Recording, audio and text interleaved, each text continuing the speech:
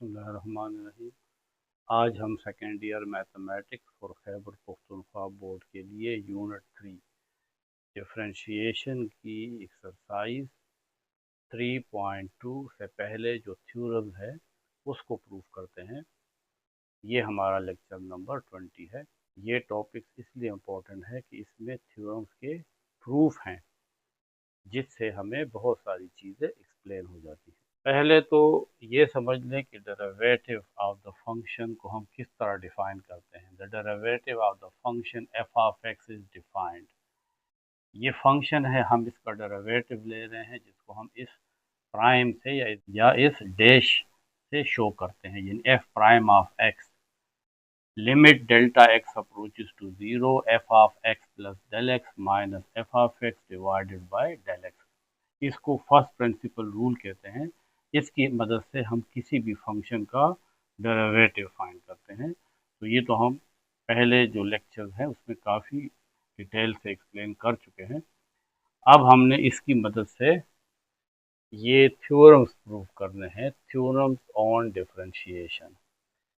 First theorem है theorem 1, the derivative of the constant is 0। क्योंकि derivative का मतलब चेंज होता है, तो जब किसी फंक्शन में चेंज ही नहीं आ रहा तो उसका डेरिवेटिव 0 होगा। तो ये हम प्रूफ करते हैं। हमारे पास एक फंक्शन है, वो इक्वल है सी मीन कांस्टेंट, यानी एक्स की कोई भी वैल्यू चेंज हो लेकिन ये कांस्टेंट वैल्यू है, ये चेंज नहीं होगी, उसी तरह रहेगी। अब अगर इस फंक्शन में चेंज आता है, यानी एक्स के साथ हम डेल एक्स लिखते हैं, यानी एक्स में चेंज आया है, कितना, डेल्टा एक्स। लेकिन क्योंकि ये फंक्शन कांस्टेंट है, y की वैल्यू में चेंज नहीं आएगा, वो c ही रहेगा। ये एफ ऑफ एक्स जो है इसको हम y भी कहते हैं। इसके साथ आप इस तरह लिख सकते हैं कि y is equal to f of x. Function की वैल्यू को हम y से शो करते हैं, यानी y में चेंज नहीं आ रहा, x में चेंज आया है लेकिन y कांस्टेंट है। अब वो डेरिवेटिव ऑफ द फंक्शन का फार्मूला है f prime of x is equal to limit delta x approaches to 0 f of x plus del x minus f of x divided by del x is equal to limit delta x approaches to 0 f of x plus del x, ये c है constant, minus f of x, ये भी c है, divided by del x is equal to limit delta x approaches to 0, c minus c is 0, cancel, divided by del x, limit delta x approaches to 0, 0 by any value is 0। अब del x approaches to 0, लेकिन क्योंकि यहाँ पे तो del x है ही नहीं, यानी हम यहाँ पे ये लिमिट पुट नहीं कर सकते, इससे यही 0 आएगा। तो देखें f prime of x is equal to 0। तो कांस्टेंट फंक्शंस का डेरिवेटिव हमेशा 0 आएगा। अब हम इस पे एक दो एग्जाम्पल करते हैं, इससे आपको और भी क्लियर हो जाएगा। एग्जाम्पल 5 है, differentiate the following constant function. ये 4 पार्ट्स हैं जिसमें तमाम जो फंक्शन है कांस्टेंट है। तो एफ ऑफ एक्स अगर कांस्टेंट हो तो उनके डेरिवेटिव 0 होंगे। इस तरीके से f of x is equal to 13। तो एफ प्राइम ऑफ एक्स 13 का डेरिवेटिव अगर हम ले तो वो 0 आएगा। आप इसको इस तरह भी लिख सकते हैं, d by d x of 13, यानी 13 का derivative with respect to x, क्योंकि वेरिएबल एक्स है तो इससे 0 आता है। इसी तरीके से f of x is equal to 3, तो इसका डेरिवेटिव लेंगे एफ प्राइम ऑफ एक्स, ये भी इसका सिंबल है डी प्राइम ऑफ एक्स, और डी बाई डी एक्स भी इसका सिंबल है। तो d by d x of 3, इससे 0 आएगा, f prime of x 0। C part है f of x is equal to 7 pi, pi भी कांस्टेंट है, इसकी वैल्यू 3.14 है, इर्रेशनल नंबर है, इसलिए इसको भी हम कांस्टेंट ही कहते हैं। F of x is equal to 7 pi, ये सी पार्ट है। इसका derivative f prime of x d by d x of 7 pi, इससे भी ज़ीरो आएगा क्योंकि कांस्टेंट का डेरिवेटिव ज़ीरो। डी पार्ट ये है, f of x is equal to under the root 149, f of x is equal to under root 149, इसका derivative f prime of x d by d x of 149 under root, क्योंकि 149 under root ये भी constant है तो इसका भी derivative zero. अब theorem 2 है, the derivative of any constant multiple of a function. एक फंक्शन है और एक कांस्टेंट है, उसका डेरिवेटिव क्या होगा, इज इक्वल टू, वो इक्वल होगा the product of that constant and the derivative of the function. यानी अगर आपके पास एक फंक्शन है और एक कांस्टेंट है, इसका डेरिवेटिव क्या होगा, वो इक्वल होगा the product of that constant, ये कांस्टेंट, और इस फंक्शन का derivative and the derivative of the function g prime of x. एक फंक्शन हो और उसके साथ एक कांस्टेंट मल्टीप्लाई हो तो उसका डेरिवेटिव क्या होगा, उसका डेरिवेटिव होगा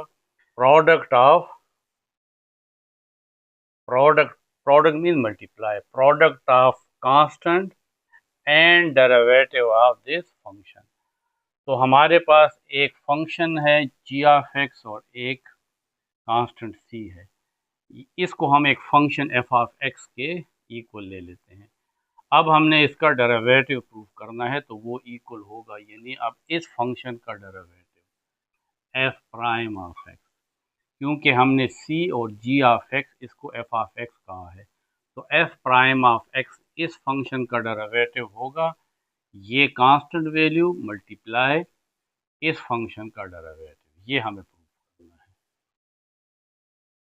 तो मैंने आपसे कहा है कि हम किसी फंक्शन को y भी कह सकते हैं, y is equal to f of x, और वो इक्वल है c इंटू या मल्टीप्लाई या प्रोडक्ट g ऑफ x, इसको आप इक्वेशन 1 कह लें। ये हमारे पास ओरिजिनल फंक्शन। अब इस फंक्शन में चेंज आ रहा है, यानी एफ ऑफ एक्स में चेंज आ रहा है, तो हम इसको इस तरह लिख सकते हैं,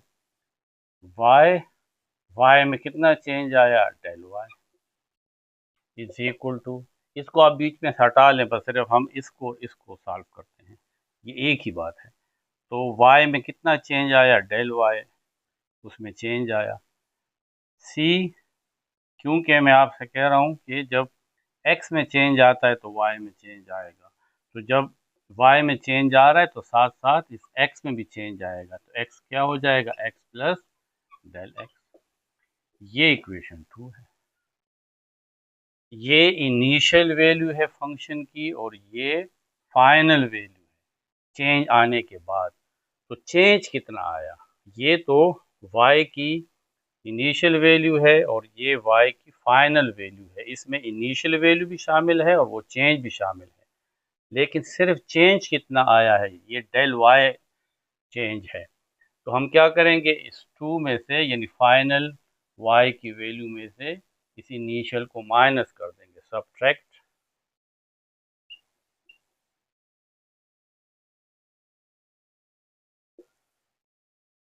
1 फ्रॉम 2 में से 1 को माइनस कर देंगे, 2 है y प्लस डेल y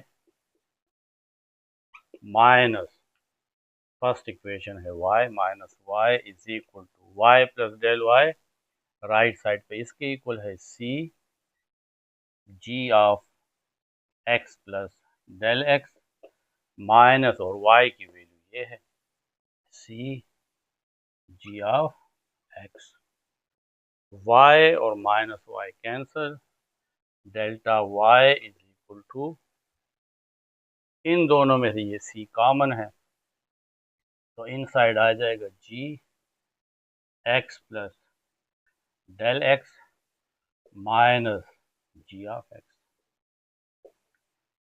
अब हम जब डेरिवेटिव फाइंड करते हैं तो ये तो है change in y with respect to x। आप इसको डेरिवेटिव को ये भी कह सकते हैं dy बाय dx, क्योंकि ये वैल्यू जो है ये y होता है तो y is equal to f of x. तो एफ प्राइम ऑफ एक्स किसके इक्वल होगा, dy by dx is equal to f prime of x is equal to, और वो फिर इक्वल होता है limit delta x approaches to zero f of x plus del x minus f of x divided by del x. तो अब हम इस पूरी इक्वेशन को डेल वाई, अब हम इस पूरी इक्वेशन को डेल एक्स से डिवाइड करते हैं, divide by del x.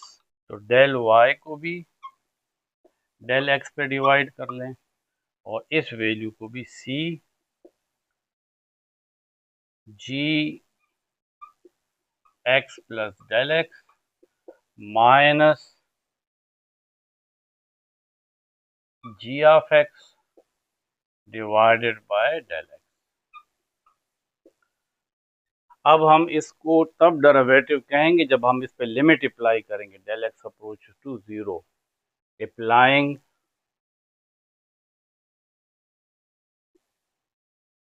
Limit on both side.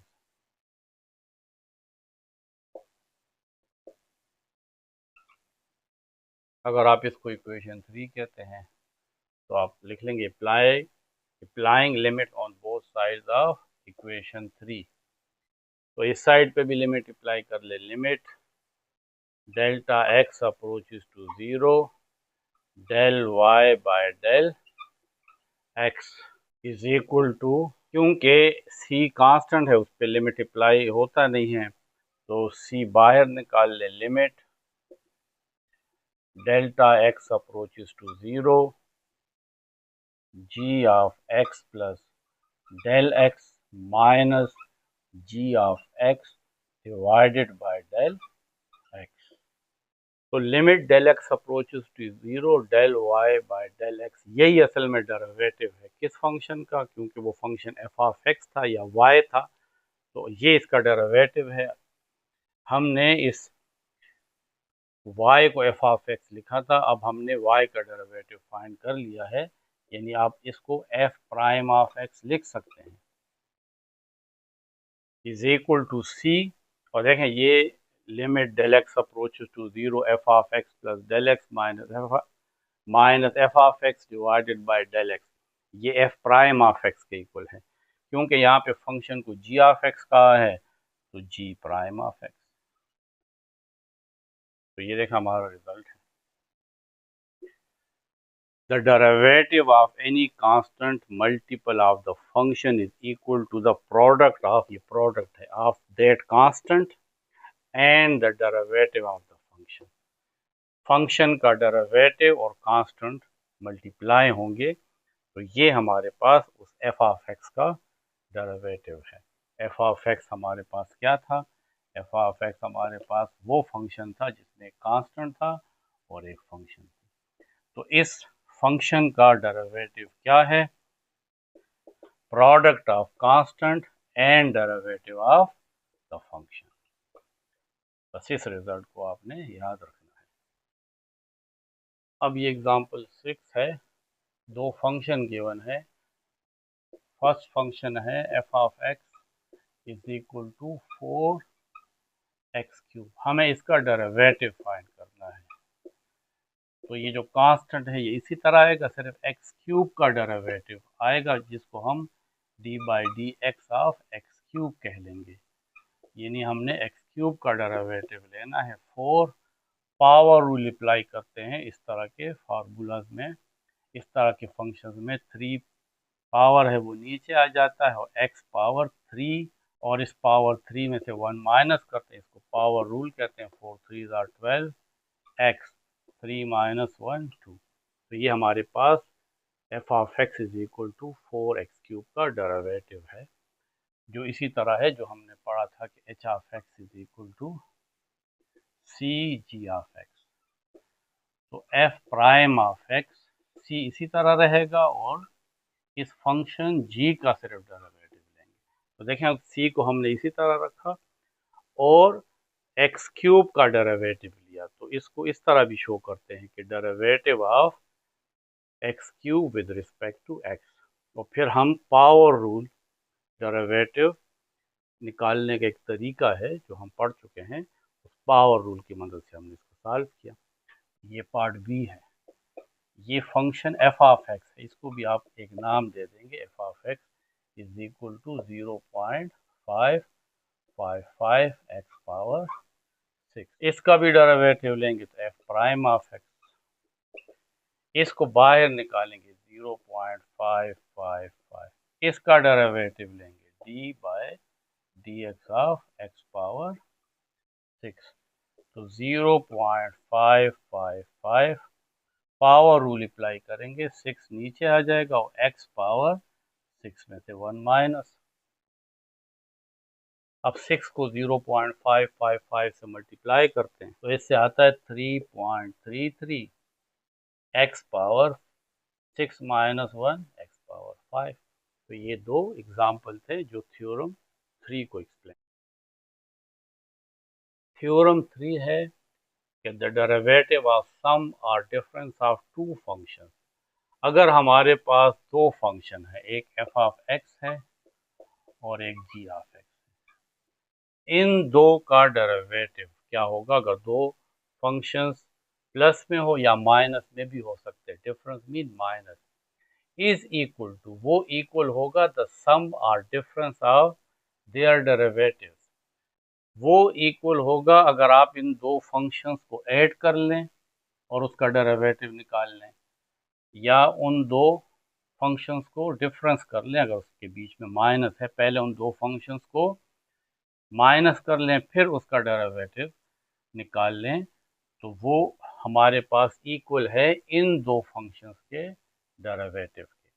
तो ये हमारे पास दो फंक्शन है, suppose we have two function f of x and g of x. हमने देखें इसको प्लस में लिख लिया है, ये दो फंक्शन एक और फंक्शन के इक्वल है और उसको हम एच ऑफ एक्स कहते हैं। और इससे जो रिजल्ट आएगा यानी एच ऑफ एक्स, वो वाई के इक्वल होगा। हर एक फंक्शन जो है वो वाई के इक्वल होता है, यानी y is equal to f of x plus g of x. इसको आप इक्वेशन 1 कह लें। अब y में चेंज आता है, y की फाइनल वैल्यू है y प्लस डेल वाई। ये डेल वाई इस फंक्शन में चेंज है और ये चेंज इसलिए आया है क्योंकि x इंडिपेंडेंट वेरिएबल में चेंज आया है। वो कितना है x, और वो चेंज है x प्लस डेल एक्स, यानी x उसकी पहली वैल्यू है, अब इसमें डेल एक्स का चेंज आया है। तो यहाँ पे भी g फंक्शन में भी ये जो g ऑफ x है इसमें भी x में चेंज आएगा, x प्लस डेल एक्स। ये इक्वेशन 2 है। तो ये y की इनिशियल वैल्यू है और ये y की फाइनल वैल्यू है, लेकिन चेंज कितना आ रहा है? तो चेंज तो सिर्फ ये डेल y चेंज आया है। तो इक्वेशन 2 में से 1 माइनस कर दें, y प्लस डेल वाई, और यहाँ पे इसमें से माइनस कर देंगे, ये 2 है और ये माइनस, ये इक्वेशन 1 है। ये इक्वेशन 2 है f of x plus del x plus g of x plus del x minus y, y की वैल्यू ये है f of x plus g of x. y और minus y cancel, delta y is equal to f of x plus del x plus g x plus del x minus f of x, और ये minus इसके साथ भी multiply होगा तो minus plus minus g of x. Delta y is equal to, थोड़ा सा rearrange कर लेते हैं, f of x plus del x इसके साथ ये वाली वैल्यू लिख लेते हैं, minus f of x plus g x plus del x minus g of x. क्योंकि अब हमें change in y with respect to x चाहिए, तो हमें इस पूरी इक्वेशन को डेल एक्स पे डिवाइड कर देना है। Divide by del x, del y by del x is equal to f x plus del x minus f of x plus g x plus del x minus g of x divided by, इस side को भी del x पे divide कर दो,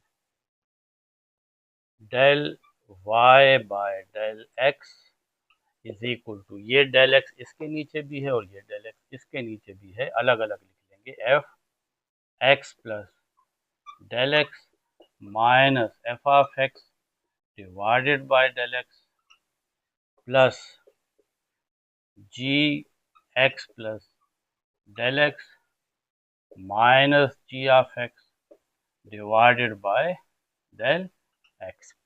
अब हमें ये limit apply करना है, limit del x approaches to 0, इसको इक्वेशन 3 कह लें। अप्लाइंग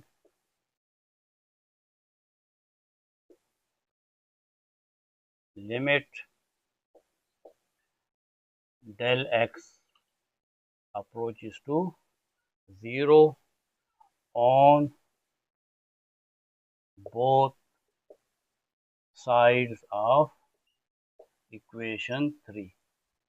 इस साइड पे भी लिमिट अप्लाई कर लेंगे, limit del x approaches to 0 del y by del x is equal to, यहाँ पे भी लिमिट अप्लाई करेंगे और यहाँ पे भी, limit del x approaches to 0 f of x plus del x minus f of x divided by del x plus, यहाँ पे भी अप्लाई करेंगे, limit del x approaches to 0 g x plus del x minus g of x divided by del x, del y by del x, limit del x approaches to 0, ये असल में derivative है। तो यहाँ पे हमने y असल में वो h ऑफ x था, तो अब ये h ऑफ x का डेरिवेटिव आ जाएगा, is equal to limit del x approaches to 0 f of x plus del x minus f of x divided by del x, ये इक्वल है f prime of x plus, और क्योंकि यहाँ पे f की जगह g है, बाकी कुछ फर्क नहीं है, तो इसको g प्राइम ऑफ x कह लेंगे। तो ये हमने प्रूव कर लिया कि the derivative of sum of two function, ये तो सम ऑफ टू फंक्शंस है, h ऑफ x असल में सम था f of x plus g of x का। The derivative of sum of two functions is equal to the sum of their derivative, sum of their derivative.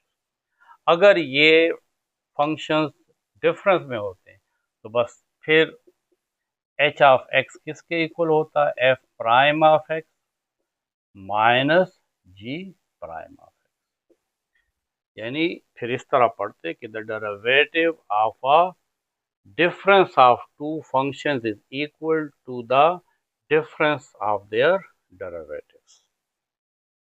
अब इस पे कुछ example करते हैं। ये एग्जांपल 7 है, ये दो फंक्शन है। अब ये जो थ्योरम 3 हमने पढ़ा था, इसके मुताबिक f of x plus g of x को डिफ्रेंशिएट करना है और f of x minus g of x को डिफ्रेंशिएट करना है। तो पहले तो हम इन दो फंक्शंस को ऐड कर लेते हैं, f of x plus g of x is equal to, f of x है 3x स्क्वायर प्लस 4x और जी ऑफ एक्स है 7x minus 2। 3x² plus 4x plus 7x 11x minus 2। अब हम इसका डेरिवेटिव लेंगे d/dx of f(x) plus g(x). तो ये हमारे पास असल में वो h(x) है, इन दोनों का सम है, वो इक्वल होगा derivative of sum of all these functions. इन तमाम फंक्शंस का डेरिवेटिव ले लें। इसमें जो हमने थ्योरम 2 पढ़ा था कि ये 3 और 11 इसका डेरिवेटिव तो नहीं आएगा, ये कांस्टेंट है, और ये 2 ये सिर्फ कांस्टेंट है, तो इसका डेरिवेटिव 0 है थ्योरम 1 के मुताबिक। तो इस 3 को बाहर निकालेंगे और हम इसका डेरिवेटिव लेंगे d/dx ऑफ x² प्लस 11 को बाहर निकालें d/dx of x minus d/dx of 2 is equal to 3। यहाँ पे पावर रूल अप्लाई होगा। पावर रूल ये है जो हम पढ़ चुके हैं, 2 पावर नीचे आ जाएगा x और इस पावर में से 1 माइनस प्लस 11 इसका डेरिवेटिव। पावर रूल है यहाँ पे 1 है, 1 नीचे आ जाएगा x और इस 1 में से 1 माइनस माइनस और कांस्टेंट का derivative 0। 2 3 are 6 x 2 minus 1, 2 minus 1 से 1 आता है तो power 1 plus 11 1 are 11 x power 0 और उसको लिखने की ज़रूरत नहीं। 6x plus 11 any number power 0 is 1, तो उसको भी लिखने की ज़रूरत नहीं क्योंकि 11 मल्टीप्लाई 1 इज़ 11। तो ये डेरिवेटिव है d/dx of f(x) plus g(x) का।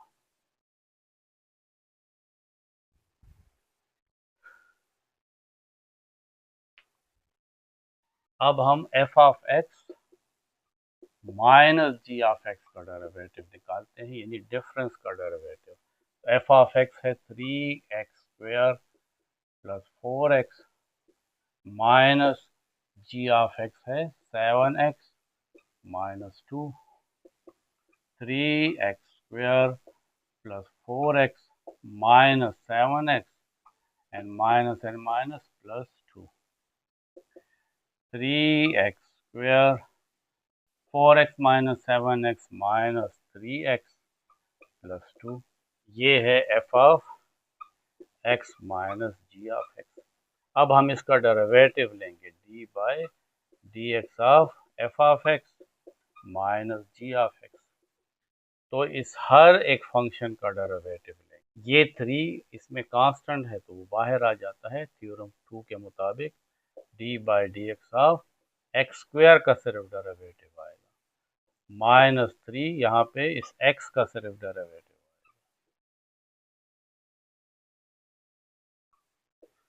और इस 2 का derivative d/dx of 2 is equal to 3 power rule. Power rule ये है कि जो पावर है ये नीचे आ जाता है, x पावर 2 में से 1 माइनस माइनस 3 इसका पावर 1 है, 1 नीचे आ जाएगा, x पावर 1 में से 1 माइनस, और ये कांस्टेंट है, कांस्टेंट का डेरिवेटिव थ्योरम नंबर 1 के मुताबिक 0 है, is equal to 3 2 6 x power 2 minus 1 power 1 minus 3 1 3 और x पावर 0 प्लस 0 लिखने की जरूरत। 6x माइनस x पावर 0 1, तो 3 इंटू 1 इससे आ जाएगा 6x माइनस 3। तो ये डेरिवेटिव है d/dx of f(x) minus g(x). अब थ्योरम 4 में अगर दो फंक्शंस हैं और वो आपस में मल्टीप्लाई हो, यानी अगर एक फंक्शन f(x) है और दूसरा फंक्शन g(x) है, इसके मल्टीप्लाई को हम एक फंक्शन से शो करते हैं, वो है h(x). अगर दो फंक्शन है और आपस में ये प्रोडक्ट में हो, मल्टीप्लाई में हो, तो फिर इसका डेरिवेटिव किस तरह फाइंड करेंगे? The derivative of a product of two function is equal to यानी अब एच प्राइम ऑफ एक्स का डेरिवेटिव या f of x g of x का डेरिवेटिव क्या होगा। द फर्स्ट फंक्शन, देखिए मैथमेटिकल फॉर्म में भी लिखा है, द फर्स्ट फंक्शन मल्टीप्लाई, अगर यहाँ पे कोई भी साइन नहीं है तो इसका मतलब है multiply derivative of the second function, यानी अगर दो फंक्शन है उसका डेरिवेटिव लेना है तो फर्स्ट फंक्शन को आप लिख लें और सेकंड फंक्शन का डेरिवेटिव लें। The first function multiply the derivative of the second function plus, फिर बीच में प्लस है, derivative of the first function multiply the second function. अब यहाँ पे देखें सेकंड फंक्शन है जी ऑफ एक्स, सेकंड फंक्शन है और फर्स्ट फंक्शन को मल्टीप्लाई किया है। इससे फर्क नहीं पड़ता कि आप इसको यहाँ पे लिखते हैं या इसको यहाँ पे लिखते हैं। बस सिंपल ये है कि जब दो फंक्शन हो और वो आपस में मल्टीप्लाई हो तो एक फंक्शन को आप लिखेंगे और दूसरे फंक्शन का डेरिवेटिव लेंगे प्लस फिर उस दूसरे फंक्शन को आप लिखेंगे और पहले फंक्शन का डेरिवेटिव लेंगे। ये हमारे पास दो फंक्शन का जो आपस में प्रोडक्ट हो उसका डेरिवेटिव है, उसको अब हमने प्रूफ करना है। तो ये जो दो फंक्शन है एफ ऑफ एक्स और जी ऑफ एक्स, इसको हम एक फंक्शन एच ऑफ एक्स का नाम दे देते हैं और हमें पता है कि इससे जो रिजल्ट आता है वो y की वैल्यू होती है। फंक्शन की वैल्यू असल में y होता है, आप इसको y के इक्वल भी लिख सकते हैं, यानी एच ऑफ एक्स जो भी होगा वो असल में y की वैल्यू होगी। हम एक्सपोर्ट करते हैं किसी फंक्शन में और हमें y मिलता है। अब हम इस एच ऑफ एक्स को बीच में से निकाल लेते हैं और इस तरह भी लिख सकते हैं कि y is equal to f of x multiply g of x. इसको हम इक्वेशन नंबर 1 कह लेंगे। अब x में इंक्रीज आता है, यानी कितना x plus del x. Function f के x में भी इंक्रीज आता है और फंक्शन g के x में भी इंक्रीज आता है, कितना डेल एक्स, ये इंक्रीज है। तो इससे y की वैल्यू भी चेंज हो जाएगी और नई वैल्यू होगी y प्लस डेल y भी चेंज हो जाएगा। ये इनिशियल वैल्यू है, ये फाइनल वैल्यू है। चेंज कितना आया है, तो चेंज तो असल में ये आया है। तो इक्वेशन 2 में से इक्वेशन 1 माइनस कर लेते हैं। इक्वेशन 2 है y plus del y minus equation 1 है y is equal to y plus del y की वैल्यू ये है, तो f x plus del x g x plus del x minus y की वैल्यू ये है, f of x g of x, y और y with negative sign cancel, del y रह जाएगा,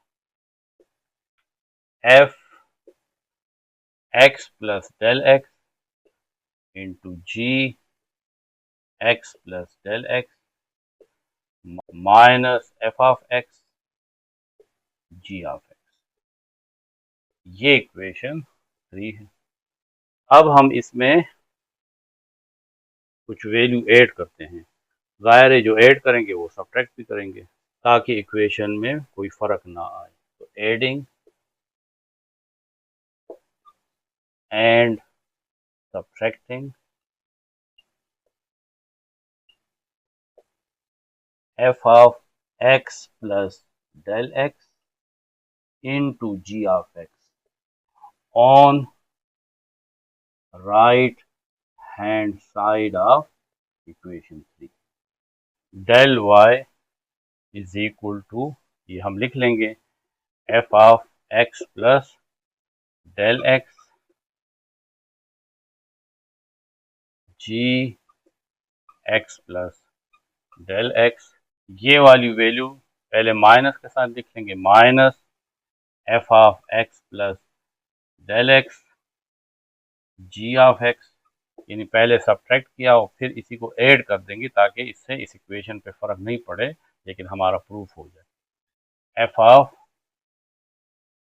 x plus del x into g of x, ये वाली value रहती है minus f of x g of x, del y is equal to इस term और इस टर्म में f of x plus del x common है, f of x plus del x ये कॉमन है, ये रह जाएगा यहाँ पे g x plus del x minus f of x plus del x तो बाहर आ गया, यहाँ पे आ जाएगा जी ऑफ एक्स प्लस, अब इन दो टर्म में ये जी ऑफ एक्स कॉमन है, तो इन साइड रह जाएगा f of x plus del x minus g of x बाहर है तो ये एफ ऑफ एक्स।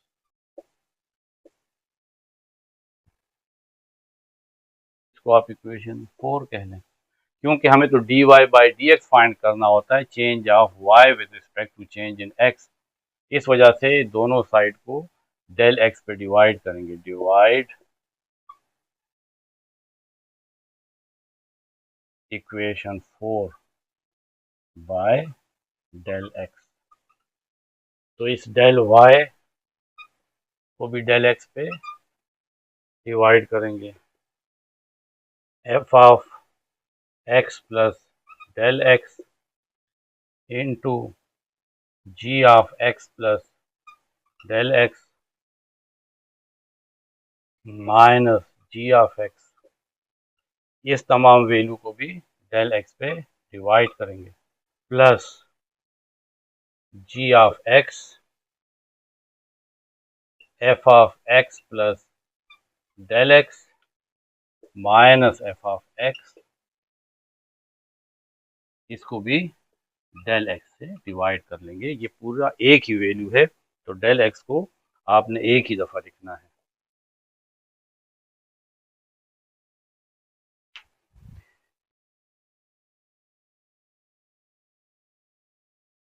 इसको इक्वेशन 5 कह लेंगे, क्योंकि d y by d x ये तो हमारे पास एवरेज चेंज होता है, हमें डेरिवेटिव फाइंड करना है instantaneous rate of change.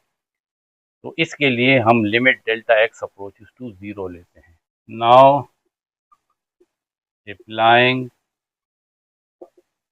Limit delta x approaches to 0 on both sides of 5। Equation 5 के दोनों साइड पे अब हम लिमिट लगाएंगे, limit delta x approaches to 0, तो ये आ जाएगा del y by del x is equal to, यहाँ पे भी लिमिट यूज करेंगे, लिमिट यहाँ पे भी लगेगा क्योंकि यहाँ पे भी डेल एक्स है, तो हर जगह पे हमने लिमिट लगाना है जहाँ पे डेल एक्स होगा। तो limit del x approaches to 0 f of x plus del x,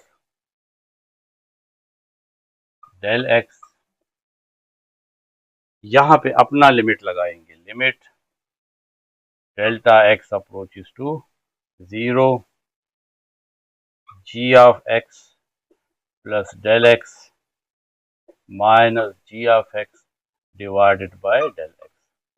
ये जो डेल एक्स डिवाइड है ये या इसके नीचे लिखेंगे या इसके नीचे, क्योंकि ये मल्टीप्लाई है, एक ही दफ़ा आएगा, यहाँ पे इसकी ज़रूरत है, इस वजह से हम यहाँ लिखते हैं।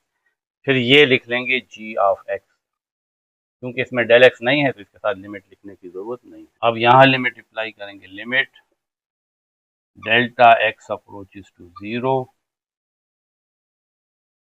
F of x plus del x minus f of x divided by del x, del y by del x और limit delta x approaches to 0, ये सारा मिलके बनाता है derivative of y with respect to x, यानी del की बजाय अब आप ये छोटा डी लिख लेंगे। डेल का मतलब होता है एवरेज चेंज, और जब ये डी आ जाता है और इसके साथ ये लिमिट आ जाता है तो फिर ये डेरिवेटिव है, यानी इंस्टेंटेनियस चेंज, हर लम्हे जो फंक्शन में चेंज आता है उसको हम d y by d x से शो करते हैं। अब ये लिमिट है, तो limit delta x approaches to 0, तो f x plus del x की जगह हम 0 पुट करेंगे, यहाँ पे ये limit delta x approaches to 0 g x plus del x minus g of x divided by del x, ये इस डिफिनीशन के मुताबिक एफ प्राइम ऑफ एक्स के इक्वल है। यहाँ पे एफ है तो यहाँ पे एफ प्राइम लिखा है, यानी डेरिवेटिव ऑफ एफ, क्योंकि यहाँ पे जी है तो जी प्राइम लिख लेंगे, g prime of x plus g of x, और इसकी जगह फिर यही एफ प्राइम ऑफ एक्स लिखेंगे क्योंकि ये डेरिवेटिव है, एफ प्राइम ऑफ एक्स। तो derivative of y with respect to x, y तो हमने सपोज किया था कि वो एच ऑफ एक्स है, तो वाई के बजाय एच ऑफ एक्स लिख लें। और क्योंकि अब हमने इसका डेरिवेटिव फाइंड कर लिया है तो एच ऑफ एक्स के ऊपर इस तरह प्राइम लगा दें, d y by d x और एच प्राइम ऑफ एक्स ये एक ही बात है, ये भी एक नोटेशन है और ये भी नोटेशन है, is equal to f of x, x plus zero x आएगा, g prime of x plus g of x और एफ प्राइम ऑफ एक्स। इसको आप इस तरह भी लिख सकते हैं, f of x g prime of x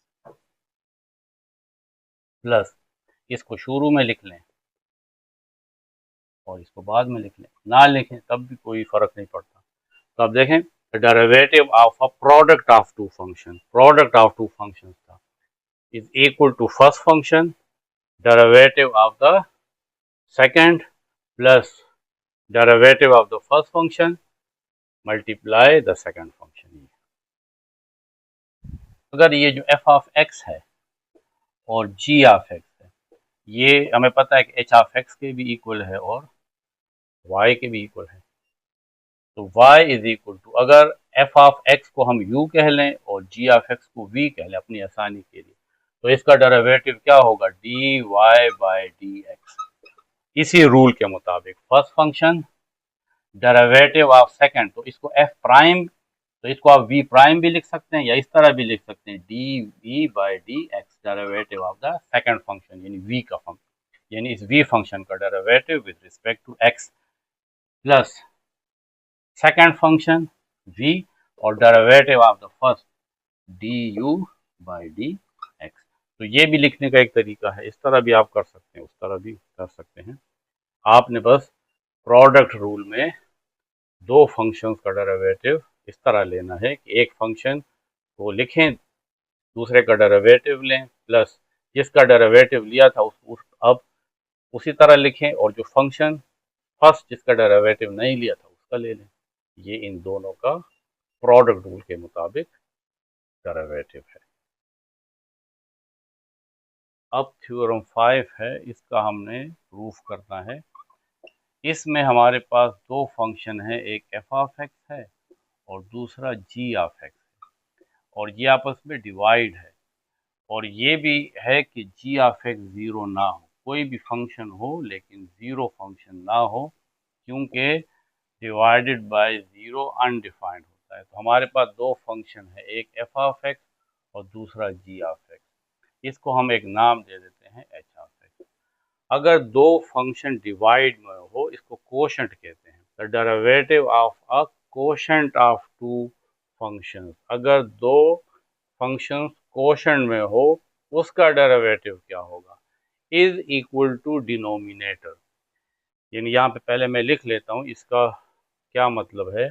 इसका मतलब ये है कि ये जो डेरिवेटिव है एच प्राइम ऑफ एक्स, ये इक्वल होगा डिनोमिनेटर यानी g of h times, time mean multiply the derivative of the numerator, derivative of the numerator ये है एफ प्राइम ऑफ एक्स। अगर दो फंक्शन डिवाइड में हो तो उसका डेरिवेटिव किस तरह लेंगे, डिनोमिनेटर में जो भी फंक्शन है वो लिखेंगे, टाइम या multiply derivative of the numerator, यानी न्यूमरेटर में एफ ऑफ एक्स है इसका डेरिवेटिव, फिर माइनस आएगा द न्यूमरेटर। अब माइनस के बाद न्यूमरेटर लिखेंगे F of x, times mean multiply the derivative of the denominator, denominator में जो फंक्शन है उसका डेरिवेटिव,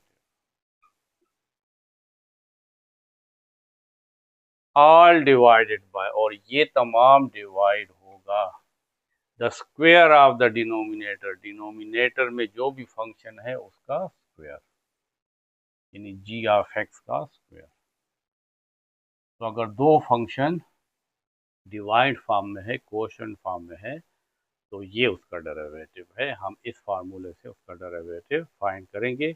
अब हम इसको प्रूफ करते हैं।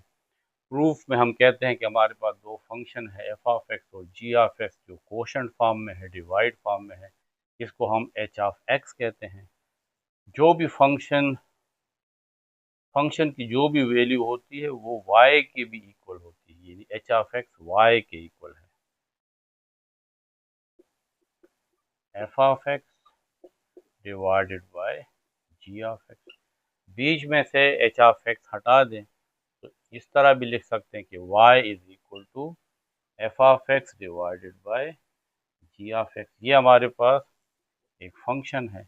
अब चेंज इन एक्स आता है, f x plus del x divided by, और इस फंक्शन g के x में इंक्रीज आता है डेल एक्स, तो उसको लिख लेंगे x प्लस डेल एक्स। तो जब हमारे पास x यानी इंडिपेंडेंट वेरिएबल में चेंज आता है तो ये y की वैल्यू भी चेंज हो जाती है, और वो हो जाती है y प्लस डेल वाई, यानी ये इनिशियल वैल्यू है फंक्शन की और ये फाइनल है। तो चेंज कितना आया, 2 में से 1 को सब्ट्रैक्ट कर लेंगे, इक्वेशन 2 को इक्वेशन 1 में से सब्ट्रैक्ट करेंगे, तो y plus del y minus y is equal to y plus del y, तो असल में ये है f x plus del x divided by g x plus del x.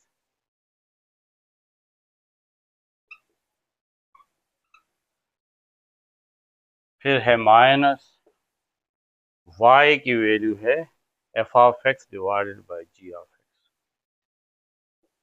F of x divided by g of x,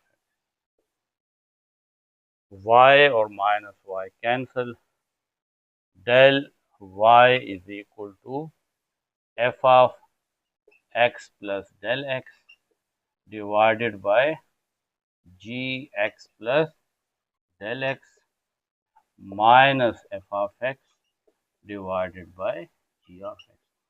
अब इसको मैं यहाँ पे लिख लेता हूँ और फिर इसको आगे साथ करते हैं। ये मैंने यहाँ पे लिख लिया है। अब हम इसका एलसीएम लेते हैं, तो del y is equal to, ये जो है जो नीचे डिनोमिनेटर में है ये एलसीएम होता है g x plus del x and g of x. ऊपर क्या लिखते हैं, ये इसके साथ मल्टीप्लाई होगा, ये इसके साथ, और बीच में minus f of x plus del x into g of x minus, ये वैल्यू इसके साथ मल्टीप्लाई हो जाएगी, g x plus del x and f of x, ये एलसीएम है, ये इक्वेशन 3 है। अब इसमें थोड़ा सा हम चेंज लाएंगे, adding and subtracting f of x into g of x to the numerator of equation 3। इस इक्वेशन 3 के ये जो न्यूमरेटर है इसमें f of x g of x को सब्ट्रैक्ट भी करेंगे और ऐड भी करेंगे। Del y is equal to f of x plus del x g of x, पहले subtract f of x g of x, इसको सब्ट्रैक्ट भी किया और बैलेंस करने के लिए ऐड भी करेंगे, f of x g of x. अब ये वाली वैल्यू रहती है, ये लिखी, फिर सब्ट्रैक्ट किया इस वैल्यू को, फिर ऐड किया, अब ये वाली वैल्यू रहती है minus g x plus del x f of x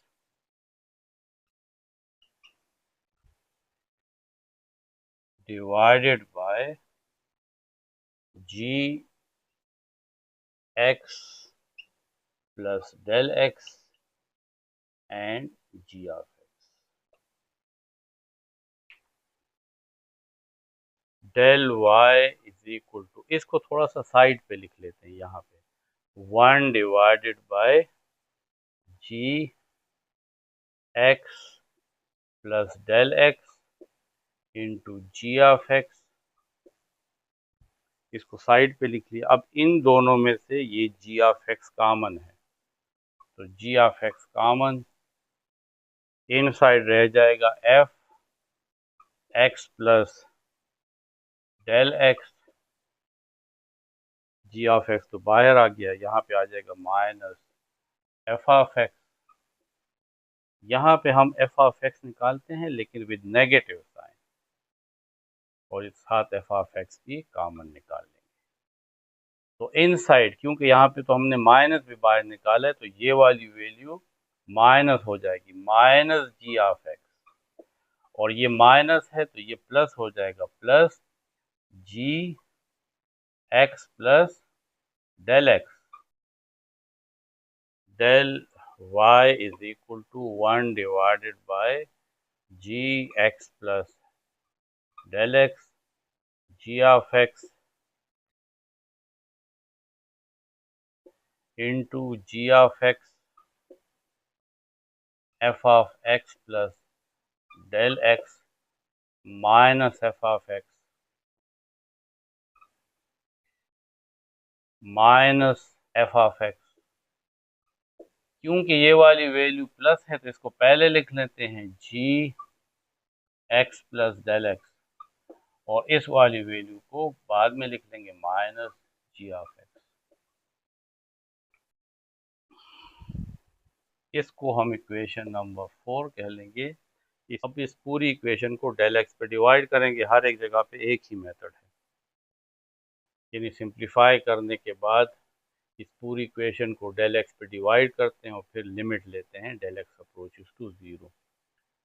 तो divide equation 4 by del x, तो इस डेल वाई के नीचे भी डेल एक्स लिख लेंगे, is equal to 1 divided by g x plus del x g of x into, यानी multiply g of x f of x plus del x minus f of x. इस पूरी value को del x पे divide कर लेंगे, इसको अलग del x पे डिवाइड करेंगे क्योंकि ये अलग टर्म है, minus f of x into g x plus del x minus g of x divided by del x. ये इक्वेशन 5 है। अब इस पे लिमिट अप्लाई करेंगे, apply limit del x approaches to 0 on both sides of 5। तो limit del x approaches to 0, इस पे भी अप्लाई कर रहे हैं del y by del x, इस पे हमने लिमिट अप्लाई किया del x approaches to 0, यहाँ पे भी अप्लाई करेंगे, यहाँ पे भी अप्लाई करेंगे, is equal to limit del x approaches to 0 1 divided by g x plus del x g of x. यहाँ पे भी अप्लाई करेंगे क्योंकि जी ऑफ एक्स में तो डेल एक्स नहीं है, इसको बाहर लिख लेते हैं, यहाँ पे अप्लाई करेंगे limit del x approaches to 0 f of x plus del x minus f of x divided by del x. फिर माइनस, इस पे तो अप्लाई नहीं होगा क्योंकि यहाँ पे डेल एक्स नहीं है, एफ ऑफ एक्स, इस पे अप्लाई करेंगे limit del x approaches to 0 g x plus del x minus g of x divided by del x, del y by del x, limit del x approaches to 0, ये बन जाएगा d y by d x, यानी average change के साथ जब del x approaches to 0 limit लेते हैं तो वो डेरिवेटिव बन जाता है इंस्टेंटेनियस चेंज, लम्हाती तब्दीली, d y by d x. यहाँ पे डेल एक्स 0 पुट करेंगे 1 by g x plus 0 into g of x, g of x, ये limit del x approaches to 0 f x plus del x minus f of x divided by del x, ये तो ये हमारे पास derivative of the function f है, f prime of x minus f of x, और यही यही limit है, लेकिन यहाँ पे जी है तो यहाँ पे जी प्राइम ऑफ एक्स के इक्वल हो जाएगा ये तमाम वैल्यू, क्योंकि ये derivative of the function g है। तो d y by d x is equal to, अब इसको इसके नीचे तमाम, क्योंकि ये वाली वैल्यू सबके नीचे है, ये तो हमने अपनी आसानी के लिए साइड पे लिख लिया था, g of x f prime of x minus f of x g prime of x divided by g of x plus 0 से जी ऑफ एक्स आता है, जी ऑफ एक्स और जी ऑफ एक्स, तो जी ऑफ एक्स स्क्वायर, और ये d y by d x, क्योंकि ये तो y का डेरिवेटिव है और y हमारे पास h ऑफ x भी था, तो h ऑफ x का derivative is equal to g of x f prime of x minus f of x g prime of x divided by g of x whole square.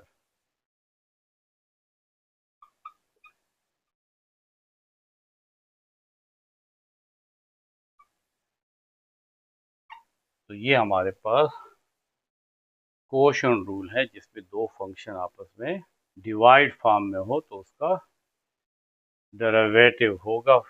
पहला function लिखा है जो numerator में, जो denominator में function है वो लिखा है, न्यूमरेटर के फंक्शन का डेरिवेटिव माइनस, अब ये जो न्यूमरेटर में फंक्शन है इसको लिखा है और डिनोमिनेटर में जो फंक्शन है उसका derivative, all divided by square of the denominator, denominator में जो फंक्शन है उसका स्क्वायर लेते हैं।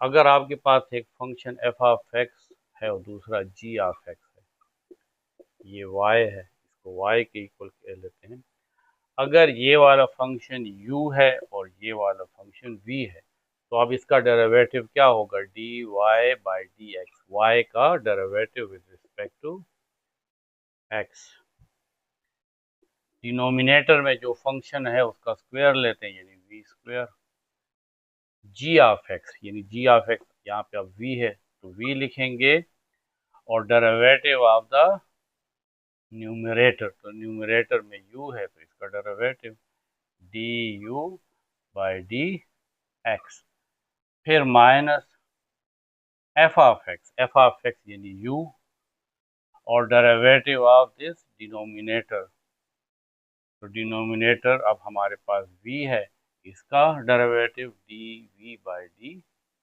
एक्स, तो हम इसको इस तरह भी लिख सकते हैं,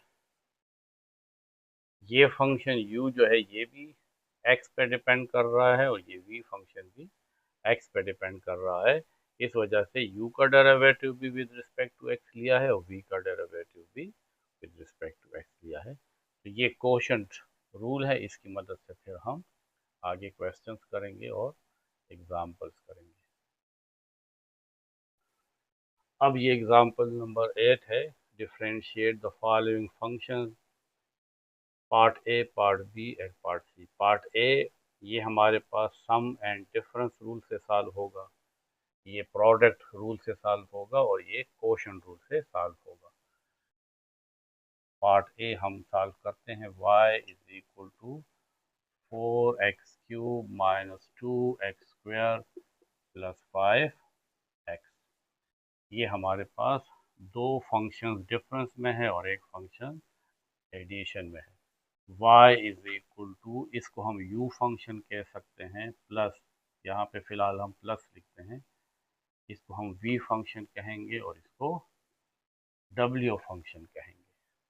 अगर हम इसका डेरिवेटिव लेना चाहते हैं dy with respect to x is equal to, तो इसका अलग डेरिवेटिव लेंगे du by dx plus v का अलग डेरिवेटिव लेंगे dy by dx plus w का अलग डेरिवेटिव लेंगे dw बाई dx। तो इस रूल के मुताबिक हमें इसको सॉल्व करना है। अब इसको सॉल्व करते हैं। dy by dx is equal to, इसका अलग डेरिवेटिव लेंगे d बाई dx ऑफ, देखिए u का डेरिवेटिव, u यहाँ पे है 4x³। फिर क्योंकि यहाँ पे माइनस है तो फिर हम माइनस लिखेंगे d by dx of 2x², 2x²। Last में है 5x, ये w है, d by dx of 5x। अब हमने थ्योरम 2 में पढ़ा था कि इस कांस्टेंट का डेरिवेटिव नहीं होता। हमने इस तरह पढ़ा था कि अगर हमें एक c कांस्टेंट हो और एक फंक्शन हो g ऑफ x, इसका डेरिवेटिव फाइंड करना है। इन दोनों को हम f ऑफ x कह लेते हैं। तो f ऑफ x का डेरिवेटिव, प्राइम का मतलब भी डेरिवेटिव होता है, और इस तरीके से dy बाई dx भी इसको लिख सकते हैं क्योंकि असल में ये y है। तो y का derivative with respect to x, या इस फंक्शन पे प्राइम लगा दो। इस तरह भी आप लिख सकते हैं कि y पे प्राइम लगा दें तो इसका मतलब है कि y का डेरिवेटिव। तो हमने ये पढ़ा था कि ये c बाहर निकालते हैं और सिर्फ इसका डेरिवेटिव लेंगे g प्राइम ऑफ x। यही रूल यहाँ पे अप्लाई करेंगे। 4 को बाहर निकाल लेंगे d by dx of x³ minus इस 2 को बाहर निकाल लें d by dx of x² plus इस 5 को भी बाहर निकाल लें dx by dx is equal to 4। यहाँ पे पावर रूल यूज होगा। डेरिवेटिव में एक पावर रूल होता है, वो क्या है कि जो भी पावर हो वेरिएबल की उसको नीचे उतारते हैं। 3 पावर है x और इस 3 में से 1 को माइनस करते हैं, ये पावर रूल है। -2, इस पावर को भी नीचे उतारेंगे 2x, 2 माइनस 1 प्लस 5। यहाँ पे x पावर 1 है तो 1 नीचे आ जाएगा और x 1 में से 1 minus is equal to 4 3 are 12, x 3 minus 1 2 minus 2 2 are 4, x 2 minus 1 1, उसको नहीं लिखते हैं, 5 1 आर 5, और x power 1 minus 1 0, 12x² minus 4x plus 5, क्योंकि x पावर 0 1 के इक्वल होता है। किसी भी वैल्यू को अगर उसका पावर 0 हो तो वो 1 के इक्वल होगा। 12x² minus 4x and 5 1 are 5, ये dy बाई dx है, यानी इस फंक्शन का डेरिवेटिव है। ये हमारा पार्ट नंबर ए है।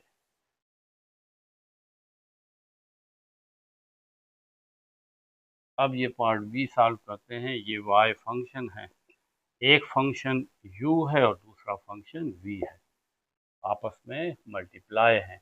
अगर हम इसका डेरिवेटिव लेंगे dy बाई dx, तो वो हमने थ्योरम में पढ़ा था कि जो फर्स्ट फंक्शन है इसको इसी तरह लिखेंगे और सेकंड फंक्शन dv/dx इसका डेरिवेटिव लेंगे प्लस, फिर हमने सेकंड फंक्शन को लिखना है और इस फर्स्ट फंक्शन का डेरिवेटिव लेना है du/dx। इस रूल के मुताबिक हमें इसको सॉल्व करना है। अब ये हमारे पास फंक्शन है, यहाँ दोबारा लिख देता हूँ, y = x² - 2x और x³ - 3 ये फंक्शन है। इसका डेरिवेटिव लेंगे dy/dx। पहले फंक्शन को इस रूल के मुताबिक देखें, u है तो u को इसी तरह लिखा हुआ है, ये u है x² - 2x।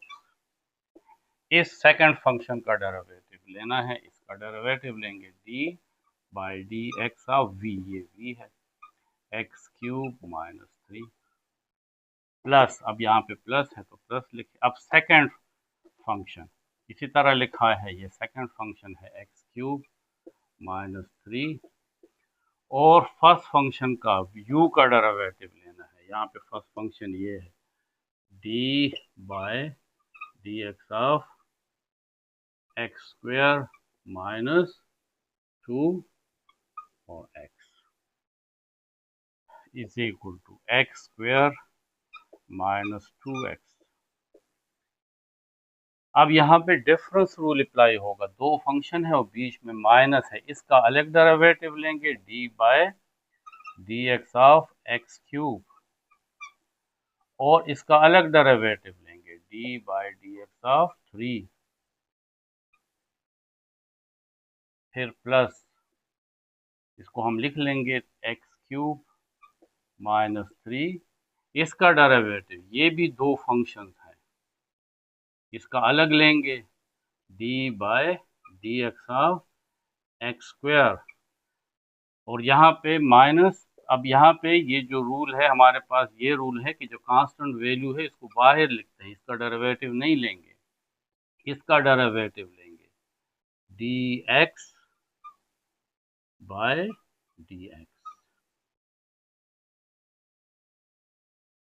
Is equal to x² - 2x, power rule, power 3 नीचे आ जाएगा, x पावर में से 1 माइनस और ये कांस्टेंट वैल्यू है, कांस्टेंट का डेरिवेटिव 0 आएगा, प्लस x³ - 3।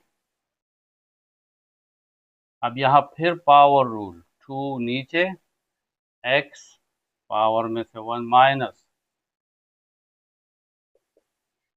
-2, यहाँ पे 1 है, x के ऊपर पावर 1 है तो 1 नीचे, x और 1 पावर में से 1 minus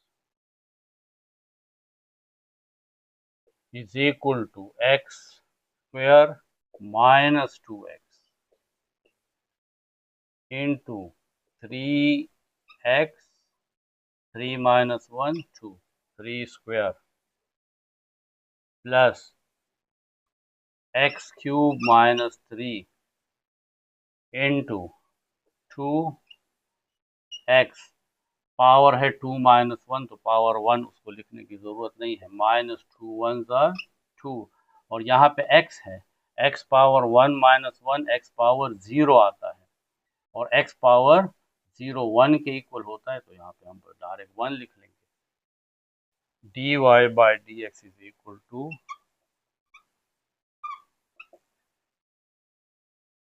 x² - 2x into 3x² plus x³ - 3 into 2x - 2 1s are 2, 2x - 2 is equal to, अब मल्टीप्लाई करेंगे, x² को 3x² से मल्टीप्लाई करते हैं तो आ जाएगा 3x पावर 4 माइनस 2x को 3x² से मल्टीप्लाई करेंगे तो 2 3s are 6, ये माइनस है और ये प्लस तो इसलिए plus minus minus, 2 3s are 6, x यहाँ पे पावर 1 है, एक्स पावर 1 और एक्स पावर 2, तो ये एक्स पावर 3 आ जाएगा क्योंकि मल्टीप्लिकेशन में पावर ऐड होते हैं। प्लस एक्स क्यूब को 2x से मल्टीप्लाई करेंगे तो आ जाएगा 2x। पावर यहाँ 3 है और यहाँ 1 है तो पावर 4 आ जाएगा। अब एक्स क्यूब को -2 से मल्टीप्लाई करेंगे तो आ जाएगा -2x³ माइनस 3 2 ज़ार 6x। अब 3 को 2x से मल्टीप्लाई करते हैं तो आता है 6x। ये माइनस और plus, minus minus and minus plus, 3 2 ज़ार 6। D y by d x is equal to 3x power 4 और 2x पावर 4, इससे आ जाएगा 5x पावर 4 माइनस 6x³ और -2x³ आ जाएगा -8x³ -6x और +6। तो ये हमारा डेरिवेटिव है इसका। अब ये पार्ट सी है। y is equal to x² plus 13x plus 9 divided by x² plus 11x plus 3। y is equal to, इसको हम u फंक्शन कह लेंगे और इसको v कह लेंगे। अगर इसका डेरिवेटिव लेना है dy बाय dx, तो ये क्वोशंट रूल है जो थ्योरम नंबर 5 में हमने एक्सप्लेन किया है। जो भी नीचे है उसका स्क्वायर लेंगे, फिर जो डिनोमिनेटर में है इसको लिखना है और न्यूमरेटर में जो फंक्शन है उसका डेरिवेटिव लेंगे विद रिस्पेक्ट टू x, क्योंकि यहाँ पे वेरिएबल x है, माइनस। अब ये जो u फंक्शन है इसको लिखेंगे और इसका डेरिवेटिव लेंगे dy बाय dx। इस रूल के मुताबिक अब हम इसको सॉल्व करते हैं। dy by dx is equal to, numerator में जो वैल्यू है उसका स्क्वायर लेंगे, x² plus 11x plus 3 whole square. v function, ये v फंक्शन है, इसको ऊपर इसी तरह लिख लेंगे, x² प्लस 11x प्लस 3 और इस u फंक्शन का डेरिवेटिव लेंगे तो ये u फंक्शन है d by dx of x² plus 13x plus 9। फिर देखिए माइनस है, फिर u फंक्शन को लिखेंगे, ये u फंक्शन है ऊपर, x² प्लस 13x प्लस 9 और v फंक्शन का derivative with respect to x लेंगे, ये v फंक्शन है, इसका डेरिवेटिव लेंगे d by dx of x² plus 11x plus 13। अब हम डेरिवेटिव स्टार्ट करते हैं, x² plus 11x plus 3 into, इसका डेरिवेटिव लेंगे लेकिन हर एक का अलग अलग लेंगे, d by dx of x², इसका अलग डेरिवेटिव लेंगे, यहाँ पे अब सम रूल यूज होगा। 13x का अलग लेंगे लेकिन 13 का डेरिवेटिव नहीं लेंगे, ये बाहर आएगा, d by dx of x, और इस सिर्फ कांस्टेंट वैल्यू का अलग डेरिवेटिव लेंगे, d बाय dx ऑफ 9। अब है माइनस, ये वाली वैल्यू लिख लेंगे, x² प्लस 13x प्लस 9। अब इन तीनों का अलग अलग डेरिवेटिव लेंगे, सम रूल है, d by dx of x², 11 को बाहर निकालेंगे और इस x का डेरिवेटिव लेंगे, d by dx of x, और 3 का कांस्टेंट का डेरिवेटिव भी लेंगे, d by dx of 3 divided by, इन सब के नीचे ये वैल्यू है, x square plus 11x plus 3 whole square. dy by d x is equal to, इसको इसी तरह लिख लेंगे, x square plus 11x plus 3। अब इसका डेरिवेटिव पावर रूल अप्लाई होगा, पावर नीचे यानी पावर 2 है वो नीचे आ जाएगा और x पावर में से 1 माइनस, अगर हम थोड़ा सा डायरेक्ट करें क्योंकि पावर 2 है, 2 में से 1 माइनस तो पावर 1, तो ये 2x आ जाएगा plus 13।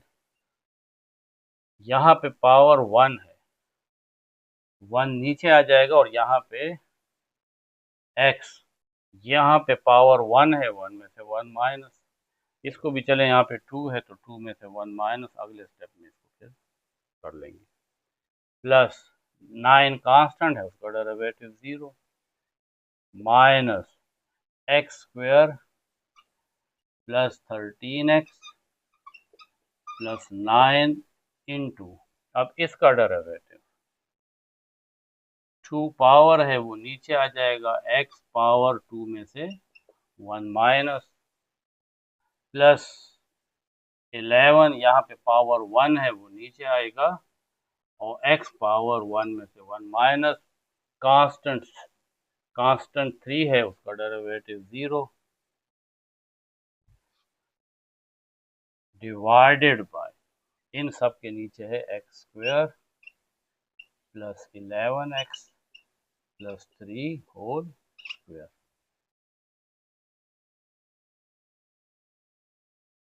dy by d x is equal to x square plus 11x plus 3, 2x,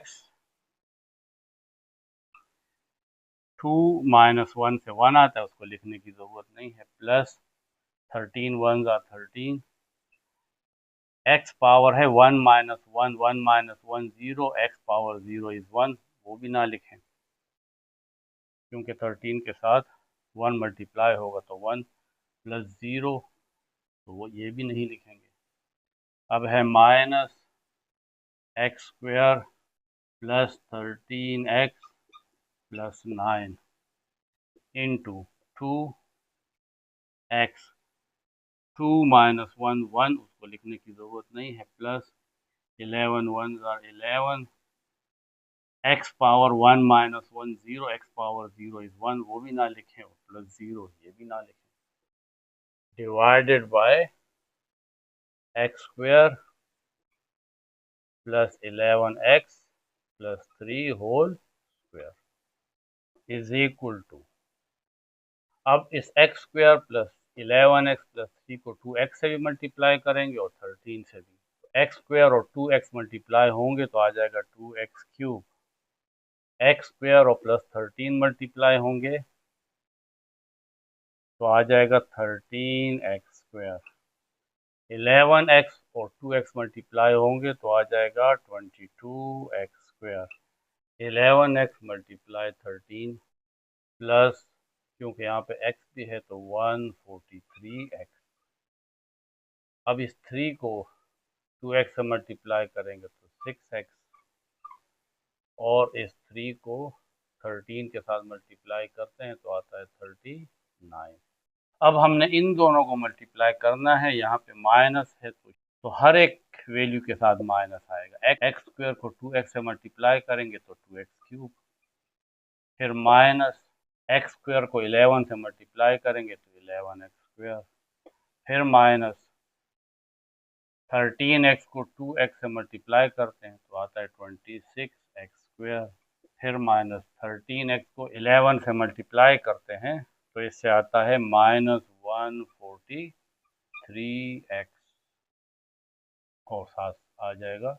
अब इस 9 को 2x से मल्टीप्लाई करेंगे तो माइनस 18x, ये माइनस इन सब को माइनस कर देगा और 9 को 11 से मल्टीप्लाई करते हैं तो minus 99 divided by x square plus 11x plus 3 whole square, dy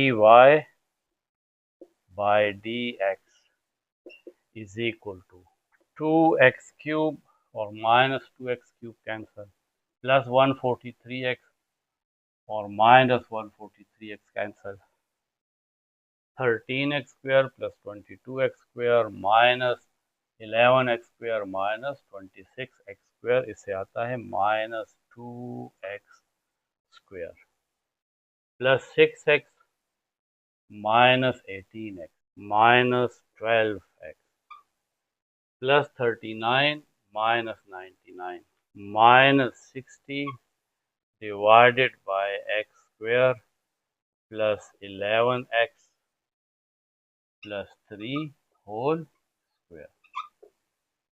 इसमें से आप ये -2 कॉमन भी निकाल सकते हैं, तो इनसाइड रह जाएगा x स्क्वायर प्लस 6x, क्योंकि 2 6 12 आता है, और प्लस माइनस जब बाहर निकलेगा तो इनसाइड साइन प्लस हो जाएगा और यहाँ पे आ जाएगा 30, क्योंकि 32 60 divided by x square plus 11x plus 3 whole square. आपकी बुक वाले से यहाँ पे थोड़ी सी गलती हुई है, जिससे उसमें आंसर में डिफरेंस आएगा।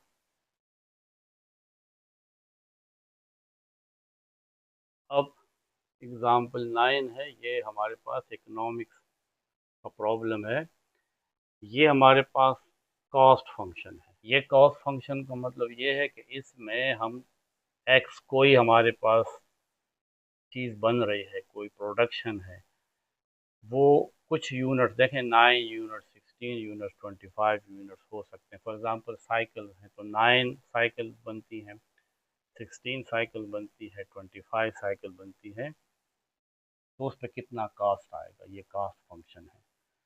हमने मार्जिनल कास्ट फाइंड करना है। मार्जिनल कास्ट का मतलब है हम इसका डेरिवेटिव लेंगे, यानी इसका पर यूनिट अगर हम चेंज कर दें तो कास्ट में कितना चेंज आएगा। फॉर एग्जांपल अगर हम 9 यूनिट्स प्रोड्यूस कर रहे हैं तो मार्जिनल कास्ट कितना आएगा। अगर हम 16 यूनिट्स यूज़ कर रहे हैं तो मार्जिनल कास्ट कितना आएगा। अगर हम 25 यूनिट्स प्रोड्यूस कर रहे हैं, यानी 25 साइकिल्स प्रोड्यूस कर रहे हैं, तो कितना कास्ट आएगा। यहाँ पे आपको वीट का मार्जिनल कास्ट फाइंड करना है। वीट यानी गंदम, 9 यूनिट्स अगर आप प्रोड्यूस कर रहे हैं, 16 यूनिट्स प्रोड्यूस कर रहे हैं, 25 यूनिट्स प्रोड्यूस कर रहे हैं, तो जितना आप यूनिट्स बढ़ाते चले जाएंगे तो हमारा ये जो मार्जिनल कास्ट है इसमें कितना चेंज आएगा। इसकी मिसाल आप यूँ समझ लें कि एक बेकरी है, उसमें 100 केक्स बन रहे हैं। 100 केक्स के ऊपर हमारे पास जो खर्चा आ रहा है वो $500 आ रहा है। अगर मैं एक केक बढ़ा दूँ, यानी 101 केक कर दूँ, तो प्रोडक्शन यानी उसकी प्रोडक्शन 101 केक हो जाए, तो उस पे अब खर्चा $505 आ रहा है। तो एक केक बढ़ाने से खर्चे में कितना चेंज आया, तो 505 में से 500 माइनस करें तो $5 आ जाता है। तो ये $5 जो है ये क्या है, ये हमारे पास मार्जिनल कास्ट है। यानी हम ये देखते हैं कि एक यूनिट बढ़ाने से जो हमारे पास कॉस्ट आ रहा है, यानी कॉस्ट में चेंज कितना आ रहा है, वो चेंज अगर ज़्यादा आ रहा है तो इसका मतलब है कि हमें मैक्सिमम 100 केक्स ही बनाने चाहिए। जितना हम केक की प्रोडक्शन 100 केक से ज़्यादा करते जाएंगे तो फिर हमारे पास जो मार्जिनल कास्ट है वो ज़्यादा आ रहा है, यानी अब हमें नुकसान होना शुरू होगा। तो ये मार्जिनल कास्ट होता है। देखिए हम पहले 9 यूनिट्स पुट करेंगे, फिर 16 यूनिट्स पुट करेंगे, फिर 25 यूनिट्स, यानी हम वीट की प्रोडक्शन बढ़ा रहे हैं। लेकिन वीट की प्रोडक्शन एक ऐसा लिमिट आएगा कि फिर वीट की प्रोडक्शन बढ़ाने से आपको ज़्यादा प्रॉफिट नहीं होगा। तो हमने ये फाइंड करना है कि जब हम वीट की प्रोडक्शन बढ़ाते हैं तो हमारा मार्जिनल कास्ट बढ़ता है या कम होता है। As more wheat is produce what happens to the marginal cost. तो मार्जिनल कास्ट में इजाफा हो रहा है या कमी हो रही है, क्योंकि जब आप वीट की प्रोडक्शन बढ़ा रहे हैं तो आपको खाद भी बढ़ाना है, आपको लेबर भी बढ़ाना है और डिफरेंट किस्म के आपके अखराजात ज़्यादा होते चले जाएंगे, तो फिर आपको प्रॉफिट कम मिलना शुरू होगा। तो ये कंसेप्ट इस प्रॉब्लम में गिवन है।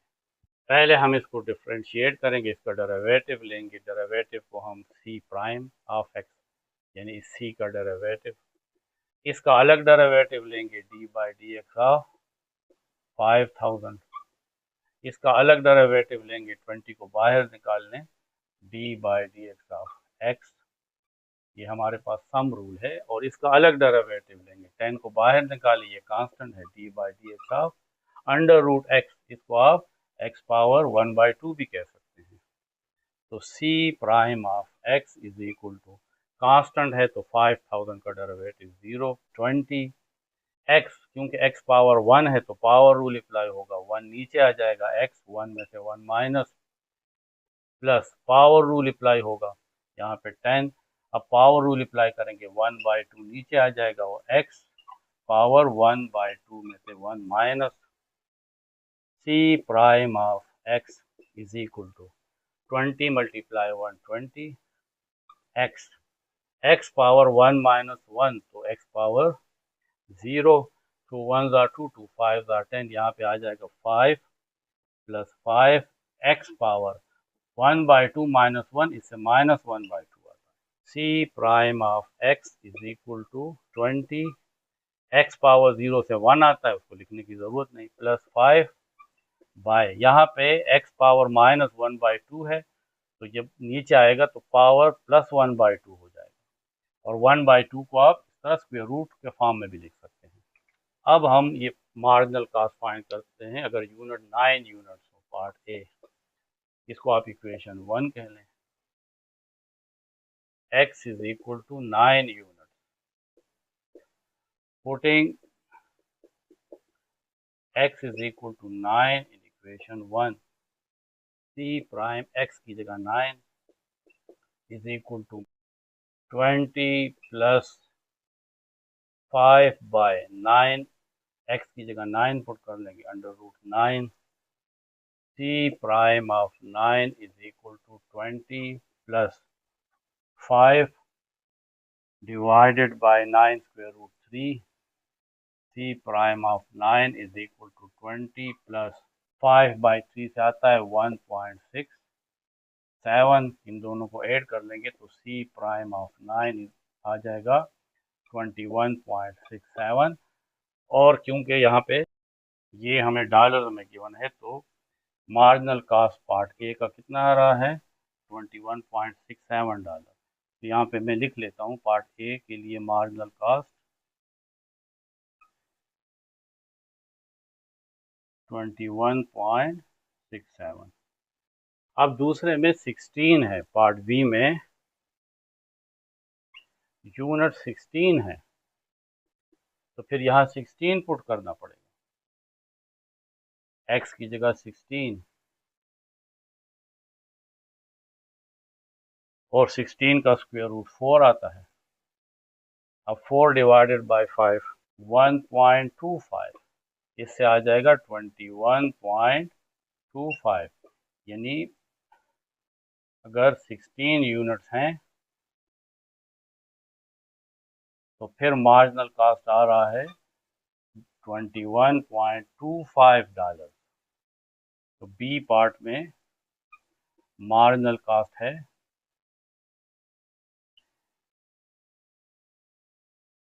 $21.25। अब पार्ट सी में 25 यूनिट्स हैं,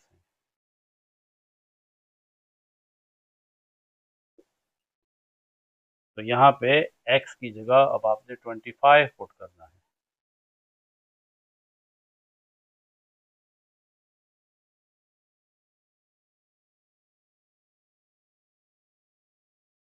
तो 25 का स्क्वायर रूट तो 5 आता है,